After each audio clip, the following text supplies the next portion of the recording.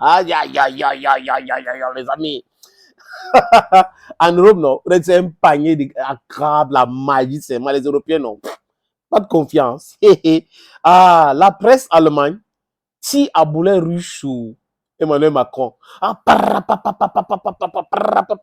c'est comme ça maintenant. Salut, salut les amis et bienvenue sur votre plateforme. Emmanuel Macron est traité de tous les noms d'oiseaux. Regardez, en Russie aujourd'hui ou la guerre en Ukraine aujourd'hui, les amis, la France fait beaucoup de bruit, mais la France n'est pas parmi les 5 contributeurs. J'ai dit que la France n'est pas parmi les 5 contributeurs, mais la France fait beaucoup de bruit. Et les Allemands n'aiment pas ça. Ça les énerve terriblement. Vous avez vu même Donald Trump l'autre jour quand il parlait. Il dit l'Europe doit payer. Donc la France se cache là derrière les Américains, derrière l'Union européenne, surtout Macron, pour faire les bruits. Oh, on doit envoyer les soldats sur le terrain. On doit faire ceci. On doit faire cela. Vous voyez, non? Il ne faut pas accepter. C'est inacceptable. Et qui est Emmanuel Macron. C'est un nom, mon frère. La presse allemande, vraiment, les amis, les gars là, ils sont pas sérieux. Les gars là ne sont pas sérieux. Entre vous, mon frère, le gars a même organisé un sommet pour l'Ukraine à l'Élysée. Et Olaf Scholz était là, les autres chefs d'État et chefs de gouvernement étaient présents. Mais après, vous sortez de là, quand il fait la déclaration sur l'envoi des soldats en Ukraine, vous commencez à le taper dessus, mon frère. Pom, pom, pom, pom, pom, pom, pom, pom. Aïe! Macron a mal. Comme à l'habitude, il fait rétro-pédalage. Vous voyez, quelqu'un qui, à Mondovision, dit que rien n'est exclu pour envoyer des soldats pour combattre en Ukraine. Maintenant, son ministre de la Défense vient expliquer, vous voyez, non, le président parlait du fait qu'on peut envoyer les instructeurs des minages et tout cela. Il a fait la même chose, et je vous avais dit ici, quand il est allé rencontrer ces autres messieurs que la Cour pénale internationale doit arrêter, qu'on appelle Netanyahou, il a dit il faut une coalition contre Hamas comme la coalition contre Daesh. Même les Américains ont trouvé que c'était un non-sens total. Et les Alliés ont dit, mais ce monsieur-là, il est comment? Et tollé général en France, rétro-pédalage. Non, j'étais en train d'expliquer que vraiment le président voulait dire que Emmanuel Macron, c'est un gars prétentieux de ses prétentieux, mais qui est permanemment dans le non-sens total. Et j'ai dit, comme je répète ici tous les jours, quand quelqu'un pense qu'il est plus intelligent que tout le monde et qu'il n'écoute personne, sachez que cette personne-là est bête. Il est bête, il n'y a rien à faire. C'est un bête, les amis. C'est un bête.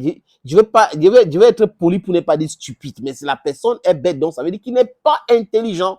Et quand il n'est pas intelligent, il n'est pas intelligent. Parce que vous pensez que vous êtes trop fort que tout le monde. Vous faites des bruits, vous faites des trucs, vous montez les muscles. Mais si la France ne pillait pas l'Afrique, la France ne serait pas la France aujourd'hui. C'est pas moi qui le dis. Jacques Chirac a dit ça clairement, les amis. Jacques Chirac a dit ça clairement. Donc, cet Emmanuel Macron oublie les choses essentielles. Cet Emmanuel Macron pense que la France est capable de faire la guerre même pendant 2 jours avec la Russie. La France n'est pas capable.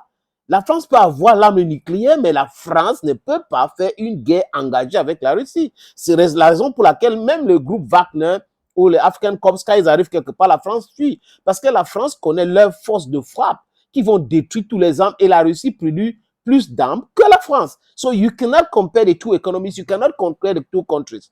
France is a weak economy and France is rich because France is practicing thievery in Africa. That's the reason. And c'est quand ils appellent la France outre-mer, les territoires outre-mer. C'est le pillage systématique qui rend la France que la France aujourd'hui. Sans ce pillage-là, Emmanuel Macron doit mettre ça dans sa tête, que la France n'est rien sans le pillage.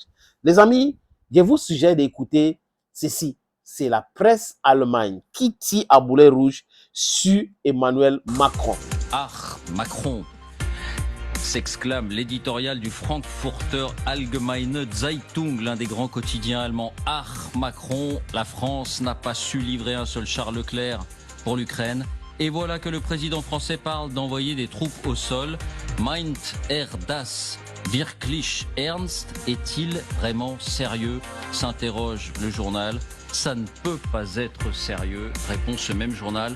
C'est le titre de cet édito de ce quotidien allemand, ce grand quotidien allemand qui conclut donc cinglant cet éditorial. Non, cette annonce n'est pas sérieuse. Ce président n'est pas sérieux. C'est dur, cet édito. Ah là là, c'est bien hein, quand ça vient de ces gens-là, c'est trop bien. Ça me sucre comme ça, partout. Oui, c'est comme ça. Vous allez vous manger comme les charognards. Il a dit que entre vous là, vous allez vous manger comme les crabes, panier à crabes. Emmanuel Macron, les armes, tu n'as pas envoyé en quantité en Ukraine. Les munitions, bon, disons ça, les munitions, tu n'as pas envoyé. Les obus, toutes ces choses-là, tu n'as pas envoyé. Zelensky dit que vous avez promis 1 million d'obus. Vous avez envoyé seulement 30%. Toi, tu viens dire que ça sera impossible, vraiment compliqué d'atteindre ces objectifs-là. Mais toi, tu viens dire c'est bon pour envoyer les forces françaises, les militaires sur le terrain. Qui est-ce que tu vas envoyer? Les militaires français? Est-ce qu'ils vont accepter partir? Est-ce que tu n'es pas en train de créer un problème que tu ne peux pas régler? Tu as pensé que c'était facile. On pouvait venir en Afrique chercher les soldats pour aller servir comme chez Akanon en Ukraine, mais les Africains ne vont jamais accepter ces choses-là. Nous avons fait ça lors de la Première Guerre pour aider la France, et la France nous a proposé plutôt de la souffrance, la misère, et la France nous a torturés, et la France continue de nous voler jusqu'à aujourd'hui. Donc, si c'est pour l'Afrique, non. L'Amérique du Sud, vous ne pouvez même pas essayer. L'Asie, n'essayez même pas. Donc, aujourd'hui, vous comprenez que vous êtes dans le non-sens total. Et là, les amis, c'est compliqué. Complicados. Thank you, friends. Thank you for always watching. Stay blessed and bye-bye.